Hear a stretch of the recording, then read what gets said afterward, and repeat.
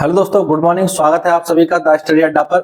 आज की क्लास में हम डिस्कस करेंगे चैप्टर 5 का एक टॉपिक, खेल और समूह गतिकी।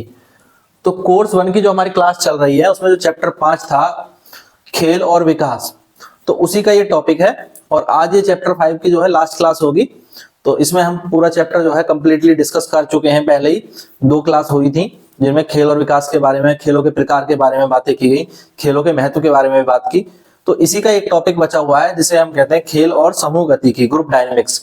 तो इसमें सबसे पहले तो हम ये देखेंगे कि जो खेल और समूह गतिकी है, इसमें कलर चेंज कर लेते हैं एक बार। हाँ, ये ठीक है। हाँ, खेल और समूह गतिकी, इस पर डिस्कस करेंगे। और खेलों में नियमों का क्या महत्व है, इस पर चर्चा करेंगे। खेलों में नियमों की इंपॉर्टेंस क्या है, क्योंकि हर खेल में कुछ ना कुछ नियम होते हैं। तो उन नियमों को क्यों रखा जाता है, इनका क्या महत्व है, और खेलों के माध्यम से समूह में सीखने की प्रक्रिया कैसी होती है। खेलों में कई बार नियमों को लेकर के मतभेद होना, कई बार खेल में जो है बच्चों के बीच में झगड़ा होना, इससे भी बच्चों का जो है विकास होता है। वो मतभेदों को समझते हैं, उन्हें स्वीकार करना सीखते हैं। तो जो खेलों में नियमों को लेकर के जो संघर्ष और टकराव होता है, वो टकराव क्या है, उसका क्या समाधान है, और इन सब में शिक्षक और अभिभावक की क्या भूमिका हो सकती है, इन सब पर आज जो है बात करेंगे। तो सबसे पहले पहला जो टॉपिक है, खेल और समूह गतिकी, ग्रुप डायनेमिक्स। क्या है ग्रुप डायनेमिक्स? यानी एक खेल क्या होता है, खेल एक ग्रुप एक्टिविटी है। खेल समूह में खेला जाता है।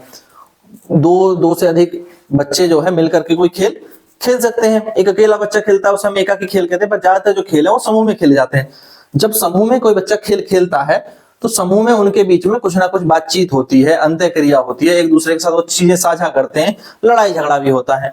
इसी को हम कहते हैं ग्रुप डायनेमिक्स, यानी समूह में होने वाली अंतःक्रिया।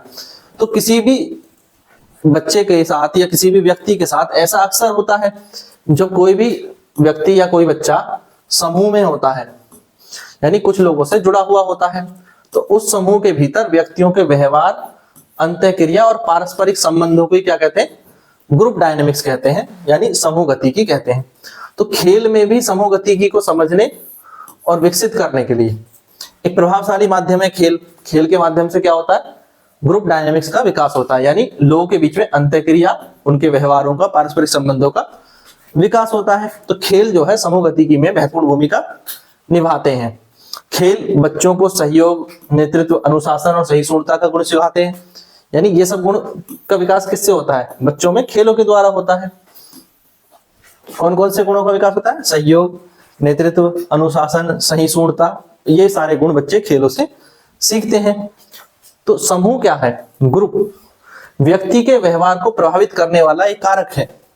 समूह क्या है? व्यक्ति के व्यवहार को प्रभावित करने वाला एक कारक है। ये जो व्यक्ति के व्यवहार को प्रभावित करता है, किसने कहा है? कर्ट लेविन ने कहा है। याद रखेंगे, कोट्स आपके काम आ जाएंगे, कहीं कहीं आप इन्हें जो है कोट कर सकते हैं जब भी आपसे कहीं पूछा जाए एग्जाम में। अब नेक्स्ट देखिए,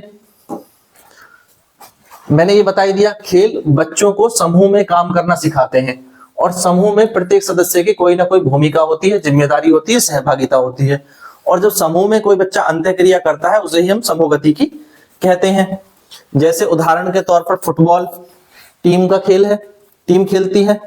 और जो टीम कोई गेम खेलती है तो प्रत्येक खिलाड़ी की एक अलग भूमिका होती है। कोई गोलकीपर होता है, कोई डिफेंडर होता है, कोई फॉरवर्ड पे खेलता है, कोई किसी पोजीशन पे खेलता है। और हर खिलाड़ी जब मिल करके अपनी भूमिका को अच्छे ढंग से निर्वहन करता है तो वो टीम जीतती है। एक कप्तान भी होता है, एक उपकप्तान होता है। तो इससे क्या होता है? खेल के द्वारा बच्चों में नेतृत्व के कौशल का विकास होता है, सहयोग के कौशल का विकास होता है, एक दूसरे के साथ सहयोग करते हैं, समन्वय, कोऑर्डिनेशन बना करके खेलते हैं, तो कोऑर्डिनेशन का विकास होता है, समन्वय का, पारस्परिक सम्मान, यानी एक दूसरे की रिस्पेक्ट भी बच्चे विकसित करते हैं, सीखते हैं, उस चीज को समझते हैं कि एक दूसरे की रिस्पेक्ट किस प्रकार करनी है। तो वाइगोत्स्की ने भी कहा है, सीखना क्या है? एक सामाजिक अंतःक्रिया है। और सीखना जो है सामाजिक अंतःक्रिया से होता है, यानी समाज से बच्चा सीखता है। और बच्चे के लिए समाज क्या है? उसके दोस्त हैं, उसके यार दोस्त हैं, जिनके साथ वो खेलता है, पढ़ता है। यानी बच्चे के साथ, अपने साथ के बच्चों के साथ जो अनुक्रिया कर रहा है वो भी क्या है? सामाजिक अंतःक्रिया। और इससे भी बच्चे का क्या हो रहा है? सीखने की प्रक्रिया आगे बढ़ती है। तो वाइगोत्स्की ने खेलों के द्वारा सीखने को तो नहीं समझाया, पर सीखने के बारे में जो महत्वपूर्ण कथन दिया है उसे हम जोड़ करके यहाँ भी लिख सकते हैं कि सीखना एक सामाजिक अंत्यक्रिया से होता है, खेल सामाजिक अंत्यक्रिया को बढ़ावा देते हैं। सामाजिक अंत्यक्रिया मतलब समूह गतिकी को खेल बढ़ावा देते हैं। तो इस पर अगर आपसे कुछ लिखने को आ जाएगा तो आप लिख देंगे समूह गतिकी के बारे में, ठीक है। अब आगे बात करें, खेलों में नियमों का क्या महत्व है। हर खेल में कुछ ना कुछ नियम होते हैं, चाहे क्रिकेट हो, चाहे फुटबॉल हो, चाहे हॉकी हो, सभी में कोई ना कोई नियम होते हैं। जैसे क्रिकेट में नो बॉल है ना, जब कोई गेंदबाज जो है अगर निर्धारित रेखा से आगे जाकर के बॉल को फेंकता है तो नो बॉल हो जाती है। या जैसे आउट है ना, जब बॉल विकेट से टकरा जाती है तो उसको आउट दे दिया जाता है, या बॉल को जब बैट्समैन के द्वारा हिट करने के बाद कैच कर लिया जाए तो भी आउट दे दिया जाता है, या रन दौड़ते समय पहले उसको जो है अगर खिलाड़ी जो है थ्रो करके विकेट को हिट कर दे और तब तक वो दौड़ करके रन पूरे ना कर पाए तो भी आउट दे दिया जाता है। तो रन क्या होगा, आउट क्या होगा, नो बॉल क्या होगा, इस सब के स्पष्ट नियम है। जैसे क्रिकेट में है ऐसे ही कुछ नियम फुटबॉल में है, हॉकी में है, या जो भी खेल होते हैं सब में है। यानी जब खेलों में क्या होते हैं, स्पष्ट नियम होते हैं। नियम खेलों को क्या बनाते हैं, व्यवस्थित बनाते हैं। खेलों की प्रक्रिया को व्यवस्थित बनाने का काम खेलों के द्वारा किया जाता है, उनको न्याय संगत बनाते हैं। किन रूल के बेस पे कौन जीतेगा कौन हारेगा, और उन नियमों के बेस पर यह तय होता है। अगर नियम ना हो तो खेल कैसे हो जाएंगे, अव्यवस्थित हो जाएंगे, और पूरे खेल की जो प्रक्रिया है वो ढुलमुल हो जाएगी, लड़ाई झगड़े होंगे। नियमों की स्पष्टता न होने पर जो है क्या होता है, लड़ाई झगड़े होते हैं और खेल कम, मारपीट ज्यादा होती है फिर। तो खेल में नियम बहुत जरूरी है। खेल नियम के अनुसार खेला जाएगा तो वो व्यवस्थित होगा, न्याय संगत होगा, और उसमें हार जीत के स्पष्ट नियम तय किए जा सकेंगे। इससे क्या होता है, जब खेल में नियम होते हैं उन नियमों का पालन करने से बालकों में अनुशासन का विकास होता है। नियम के अनुसार लक्ष्य को हासिल करने से नैतिकता का विकास होता है। बात सुनना, नियम के अनुसार अगर आप लक्ष्य को हासिल करते हैं तो ये क्या है, ये नैतिकता के संगत है, नैतिक कहा जाएगा। और अगर कोई नियम का पालन ना करे और फिर हार जीतने के लिए कुछ भी करे, चाहे कहते हैं ना हुक्स एंड क्रुक, कुछ भी करके जीतना, चाहे सही हो चाहे गलत हो, तो किसी भी तरह से अगर कोई लक्ष्य को हासिल करे तो फिर उसे क्या कहेंगे, उसकी नैतिकता का विकास ढंग से नहीं हुआ, वो नैतिक नहीं कहा जाएगा, ठीक है। और नियमों का पालन करने से क्या आप कह सकते हैं, राइट को राइट, रॉन्ग को रॉन्ग कह सकते हैं, है ना। अगर किसी ने गेंदबाज ने गेंद आगे बढ़ करके डाली और आपने नियम पालन करते हुए, मान लो कोई बच्चा एम्पायर बना हुआ था, उसने उसको नो बॉल दे दिया, तो भले ही वो दूसरी टीम का खिलाड़ी था, कई बार बच्चे जब खेलते हैं तो देखा है ना, उन्हीं में से किसी बच्चे को एम्पायर बना दिया जाता है। तो अगर वो बच्चा ये सीख रहा है कि मुझे नियम पालन करते हुए जो भी सही निर्णय है वो देना है, तो कहीं ना कहीं इससे बच्चे के अंदर निष्पक्षता की भावना का विकास होता है। ये बड़ी इंपॉर्टेंट बात है। खेलों के नियम का पालन करने से बच्चे पक्ष और विपक्ष से हट करके निष्पक्ष रूप से चीजों को देखना भी सीखते हैं। ये बात बहुत इंपॉर्टेंट है। खेल हमारे जीवन में अनुशासन का विकास करते हैं, नैतिक विकास करते हैं, साथ ही नियमों का पालन करने की जो आदत है वो हमारे जीवन में निष्पक्षता की भावना का विकास भी करती है। प्याजे ने कहा था नियमों वाले जो खेल हैं वो नैतिक विकास को बढ़ावा देते हैं। कल भी मैंने बताया था, नियमों वाले खेल किसको बढ़ावा देते हैं, नैतिक विकास को बढ़ावा देते हैं। क्योंकि बिना नियमों के या नियमों को तोड़ मरोड़ करके अगर आप करते हैं या नियमों का पालन किए बिना आप लक्ष्य को हासिल करते हैं तो वो तो अनैतिक कहा जाएगा। पर अगर नियमों के दायरे में नियमों का पालन करते हुए आप किसी लक्ष्य को हासिल करते हैं तो उसे नैतिक कहा जाएगा। तो यानी नियमों वाले खेल भी जो है नैतिकता के विकास में योगदान देते हैं। दूसरी बात, खेलों के माध्यम से समूह में सीखने की प्रक्रिया कैसे होती है। खेल से बच्चे एक दूसरे से सीखते हैं। खेल के माध्यम से ये हम सब जानते हैं, क्योंकि खेल के दौरान ही वो एक दूसरे के साथ अपने अनुभव साझा करते हैं और खेल के दौरान उन्हें आने वाली समस्याओं का समाधान भी वो एक दूसरे के साथ मिल बांट कर करते हैं। तो खेल के द्वारा बच्चे समस्या समाधान का गुण विकसित कर लेते हैं, एक दूसरे का सहयोग करने का गुण विकसित कर लेते हैं। तो कई सारे गुण जो है उनमें खेल के दौरान बच्चों में विकसित हो जाते हैं। यानी खेल के माध्यम से समूह में सीखने की प्रक्रिया लगातार चलती रहती है। जैसे एक रस्साकसी की टीम में टीम रणनीति बना करके जीतने का प्रयास करती है, तो ये भी कहाँ है, टीम रणनीति बना करके समूह में सीखने का प्रयास कर रही है, ग्रुप एक्टिविटी के द्वारा सीखने का प्रयास कर रही है। यानी समूह में रणनीति बनाना सीखना, ये भी एक गुण हो गया।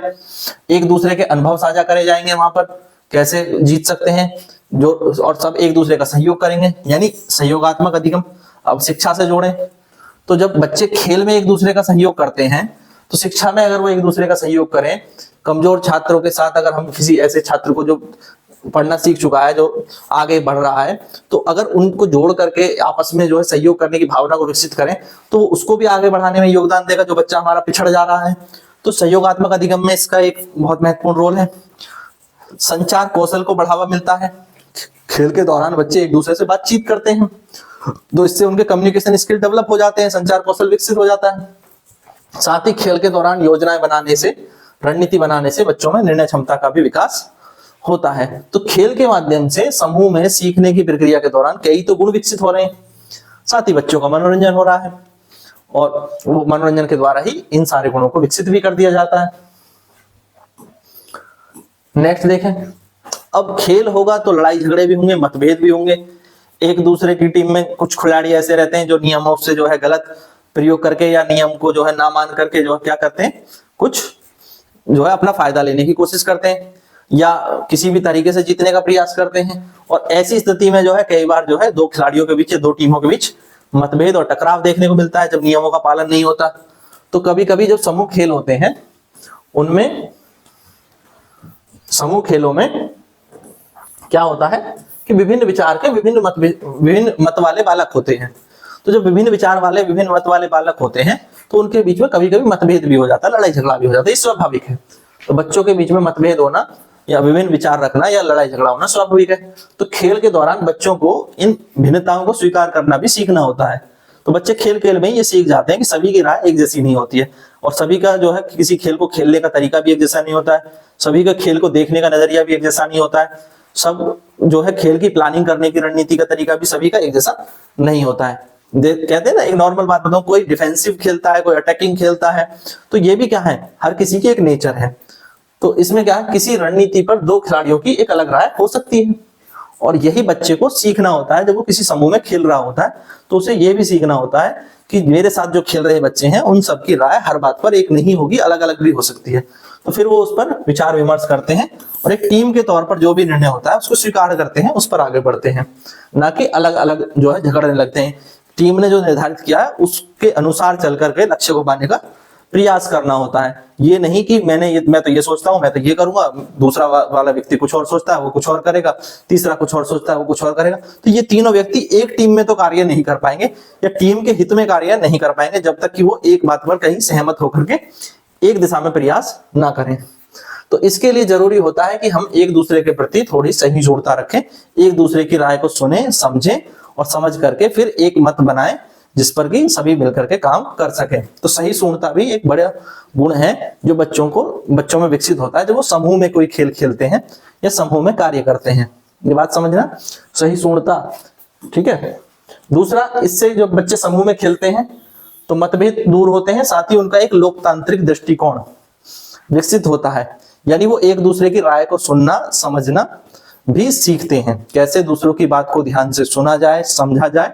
और हर किसी का जो विचार है, मत है, तो उसका मतलब ये नहीं है मत है और वो हमसे अलग है तो वो हमारा दुश्मन है।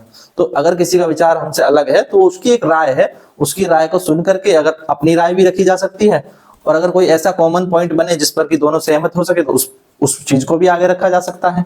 तो लोकतांत्रिक दृष्टिकोण में बातचीत और एक दूसरे के प्रति समझने का दृष्टिकोण बहुत जरूरी है। तो यही लोकतांत्रिक दृष्टिकोण है। इससे जो है बालकों में एक दूसरे के प्रति सम्मान की भावना भी विकसित होती है, वो एक दूसरे की राय को सुनते हैं, समझते हैं और जिसकी भी राय जो बेहतर लगती है उसको मानते हैं। तो इससे बालकों में एक दूसरे के प्रति सम्मान की भावना भी विकसित होती है। तो ये तो महत्व है कि खेलों के द्वारा बालक कैसे मतभेदों को समझना और स्वीकार करना सीखते हैं। अब इसी में कई बार जो है टकराव हो जाता है, हार जीत को लेकर के, कुछ नियमों को लेकर के विवाद हो जाता है, कई बार खिलाड़ियों में आपसी परस्पर लड़ाइयां भी हो जाती हैं। तो इस तरह की चीजों से क्या होता है, संघर्ष होता है, विवाद उत्पन्न होता है। तो बालकों को इन विवाद से निपटना भी सीखना होता है। कई बार ऐसा होता है कोई खिलाड़ी आउट दे दिया, क्रिकेट खेल रहे थे या कोई फुटबॉल खेल रहे थे, एम्पायर ने सिग्नल कर दिया, रेड कार्ड दिखा दिया, वो बाहर चला गया, या क्रिकेट खेल रहे थे, आउट दे दिया गया पर बैट्समैन को लगता है कि उसे गलत आउट दिया गया है तो नाराज हो जाता है या कुछ ऐसे असहमति व्यक्त कर सकता है। पर असहमति जताने का तरीका क्या हो, ये भी धीरे धीरे विकसित होता है ना। छोटे बच्चे की प्रतिक्रिया बहुत तीव्र हो सकती है और एक समझदार व्यक्ति की प्रतिक्रिया वो अलग हो सकती है। तो इसीलिए जब खेल खेलते हैं बच्चे तो ये भी सीखते हैं कि कहीं अगर कुछ गलत लग रहा है तो उस पर किस तरह रिएक्ट करना है या असहमति किस तरह जतानी है। तो अब टकराव ना हो इसके लिए क्या हो कि बीच में एक एम्पायर हो, ऐसा एक निर्णायक हो जो निष्पक्ष हो, जो बिना किसी का पक्ष लिए एक सही निर्णय दे सके नियमों का पालन करते हुए, उसी को हम एम्पायर कहते हैं। जो निष्पक्ष निर्णायक होता है वही क्या होता है, एम्पायर होता है, जो दोनों टीमों के बीच हार जीत को सही से डिसाइड कर सके नियमों का पालन करते हुए। एक तो ये हो गया। एक खेल में जो संघर्ष होते हैं उनको बातचीत से ठीक सुलह कर सकते हैं, एक दूसरे के सुन करके समझ करके उस चीज को निपट सकते हैं, ना कि हर बात में लड़ाई झगड़ा किया जाए। तो बातचीत करके भी अगर कहीं नियमों को लेकर के विवाद है तो उसको सुलझाया जा सकता है। और विवाद ना हो इसके लिए जरूरी है कि नियम जो है वो स्पष्ट हो, ऐसे ना हो कि जहां पर कंफ्यूजन ज्यादा क्रिएट होती हो। तो नियमों की स्पष्टता होने से भी खेल में जो है संघर्ष या टकराव या विवाद की स्थिति जो है वो कम उत्पन्न होती है। तो ये तो हो गए खेलों के दौरान जो संघर्ष होता है, टकराव होता है, उससे निपटने के उपाय। और जब बच्चा इनसे निपटना सीख जाता है तो उसके जीवन में क्या विकास होता है, समस्या समाधान के कौशल का विकास होता है। बच्चे अपनी भावनाओं पर नियंत्रण करना सीखते हैं, उनमें आत्म अनुशासन का विकास होता है। क्लियर है।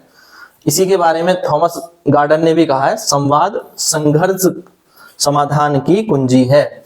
अगर कहीं पर कोई विवाद है तो इस विवाद को हमें कैसे सुलझाना चाहिए, संवाद से, बातचीत से। अभी क्या हो रहा है, अभी जो है इजराइल, अमेरिका और ईरान के बीच में वॉर चल रही है। अगर इस चीज को ये बातचीत से सुलझाते तो शायद मामला सुलझ भी जाता, पर बात जब संघर्ष पर आ गई, लड़ाई झगड़ा शुरू हो गया, तो अब बात और ज्यादा आगे बढ़ गई है। उदाहरण वैसे हम बच्चों के देने चाहिए, पर एक आज के करंट के पर्सपेक्टिव में अगर आप देखें तो करंट के पर्सपेक्टिव में क्या हुआ, अगर संवाद सही ढंग से नहीं हुआ, बातचीत सही ढंग से नहीं हुआ तो विवाद हो गया। तो कई बार विवादों का हल संवाद में होता है, पर अगर संवाद ही सही ढंग से नहीं होता तो विवाद और बढ़ जाता है। तो इसमें बच्चों के बीच में जो खेल और खेल में जो नियमों को लेकर के जो संघर्ष होता है, या बच्चे के जीवन में जो कब टकराव होता है अपने साथियों के साथ, तो उसमें शिक्षक क्या करे, अभिभावक क्या करे, उनकी क्या भूमिका हो। तो खेलों में शिक्षक को एक निष्पक्ष मार्गदर्शक बनना चाहिए। और अगर कोई खेल शिक्षक के मार्गदर्शन में कराए जा रहे हैं तो नियमों को स्पष्ट रखना चाहिए और नियमों का पालन करते हुए शिक्षक को एक निष्पक्ष मार्गदर्शक के रूप में वहां भूमिका निभानी चाहिए। और ये भी तय निर्धारित करना चाहिए कि बच्चों के बीच में एक दूसरे के प्रति सहयोग और सम्मान की भावना बढ़े, ना कि उनके बीच में लड़ाई झगड़ा बढ़े। तो अगर आप अपने मार्गदर्शन में कोई खेल करा रहे हैं तो उनमें इन चीजों का ध्यान रखें कि आप किसी भी टीम के पक्ष में ना खड़े हों, जबकि दोनों टीमों को नियमों की स्पष्टता के साथ निष्पक्ष मार्गदर्शक के रूप में आप वहां खड़े हों या बच्चों के साथ निष्पक्ष तरीके से व्यवहार करें। अभिभावक की क्या भूमिका होगी, अभिभावक जो है बच्चों को ये सिखाएं कि हार और जीत खेल में होती रहती है, हार जीत खेल का हिस्सा है। जीवन में भी हार जीत एक जीवन का हिस्सा है, तो कभी हार होती है कभी जीत होती है। इस चीज को सकारात्मक रूप से बालक लें और ये उसको स्वीकार करना, हार जीत को स्वीकार करना, ये अभिभावकों को सिखाना चाहिए, बच्चों को, शिक्षकों को भी सिखाना चाहिए, शिक्षक भी सिखा सकते हैं। तो इनका एक पॉजिटिव वे में इस चीज को लेना चाहिए। खेल को शिक्षा का हिस्सा मानना चाहिए। अभिभावकों की क्या भूमिका है कि वो बच्चों के खेल को शिक्षा का हिस्सा माने, खेल को एक जरूरी अंग माने बच्चों के लिए, जो एक जरूरी स्थिति है। कई बार कुछ अभिभावक बच्चों को खेल से ही बिल्कुल दूर कर देते हैं, खेलने नहीं देते या खेलने पर बहुत अधिक डांटते हैं या रोकते हैं, तो ऐसा भी नहीं होना चाहिए। अगर कभी कहीं विवाद हो तो शिक्षक विवाद की स्थिति में दोनों पक्षों को सुने और उनका समाधान करें। और इसीलिए कहा गया है शिक्षक की भूमिका कैसी होनी चाहिए, खेल में निष्पक्ष होनी चाहिए, निष्पक्ष मार्गदर्शक की भूमिका। और स्पष्ट नियम बनाने चाहिए अगर शिक्षक के मार्गदर्शन में खेल कराए जा रहे हैं, क्योंकि एनईपी 2020 भी खेल आधारित शिक्षण पर बल देती है, क्योंकि खेल आधारित शिक्षण जो है बालक के समग्र विकास के लिए आवश्यक माना गया है। हमारी राष्ट्रीय शिक्षा नीति में खेल आधारित शिक्षण को जो है बच्चे के विकास के लिए क्या माना गया है, जरूरी माना गया है। और आजकल जो शिक्षा पर बल दिया जाता है खासतौर पे फाउंडेशनल स्टेज पर और प्रिपरेटरी स्टेज पर, वो कहाँ, खेलों पर और खेल आधारित गतिविधियों पर बल दिया जाता है। ये बात क्लियर है।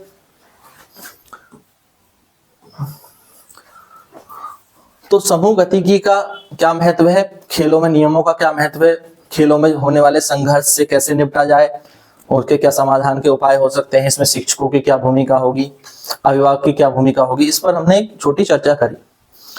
इससे जो है आप अपने प्रश्न का उत्तर लिखने में बिल्कुल सफल होंगे। इस चीज को एक बार दो बार अगर आप सुनते हैं और अपने नोट्स बना लेंगे तो इससे अगर पेपर में आपसे कोई प्रश्न जो है खेल और समूह गतिकी को लेकर के पूछा जाएगा या खेल में संघर्ष विवाद के क्या उपाय हो सकते हैं, इनसे संबंधित कोई अगर लघु उत्तरीय या दीर्घ उत्तरीय प्रश्न पूछा जाए तो आप उसका जवाब दे सकते हैं। तो खेल में समूह गतिकी को समझने में और आपको शायद अब कोई परेशानी नहीं होगी। आप समूह गतिकी से संबंधित जो भी कोई प्रश्न अगर आता है तो उसका उत्तर दे पाएंगे। और इस तरह के कोट्स भी आप लिख सकते हैं। खेल जीवन की प्रयोगशाला है जहां बच्चे समाज में जीना सीखते हैं।